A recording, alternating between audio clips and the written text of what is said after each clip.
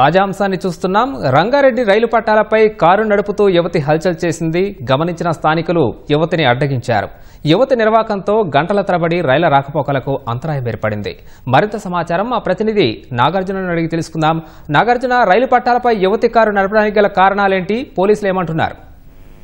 ఈరోజు ఉదయం నార్సింగి నుంచి ఒక వైపు వచ్చినటువంటి కారు అక్కడ కొండకల్ వద్ద లెవెల్ క్రాసింగ్ పైకి ఒక కారు ఎక్కడాన్ని అక్కడ ఉన్నటువంటి గేట్ మెన్ గమనించారు. గేట్ మెన్ కేకలు వేస్తున్నా సరే ఆమె కారులో యువతి ఉన్నట్లు గుర్తించారు. ఆ యువతి గేట్ మెన్ కేకలు వేస్తున్నా సరే సుమారు వికారాబాద్ వైపుగా సుమారు 7 కిలోమీటర్ల మేర ఆ కారు నడుపుకుంటూ వెళ్ళినట్టుగా అతను చెప్పడం జరిగింది. అయితే ముందస్తుగా అప్రమత్తమైనటువంటి గేట్ మెన్ సమీప రైల్వే స్టేషన్లకి సమాచారం అందించారు. వచ్చేటువంటి రైళ్లు నిలిపివేయాలని చెప్పేసి ఆయన కోరడం జరిగింది. దీంతో పెను ప్రమాదం తప్పిందని చెప్పాలి.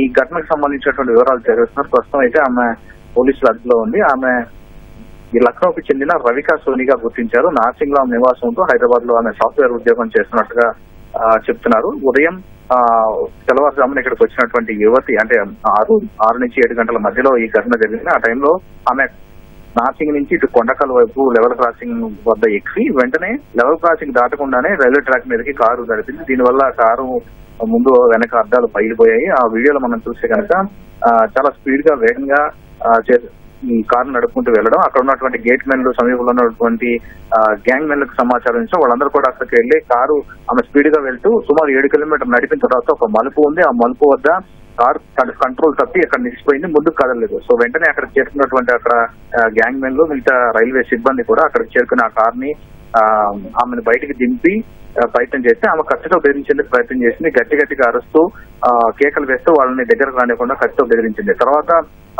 అతి కష్టం మీద స్థానికుల సాయంతో ఆమెని పక్కకు తీసుకొచ్చి కార్ ని ఒక సమీపంలో ఒక రైల్వే ట్రాక్ కిందకి నెట్టేసి నెక్స్ట్ రైళ్లను పునరుద్ధరించారు. ఈ ఘటనపై రైల్వే పోలీసులు కేసు నమోదు చేయనున్నారు.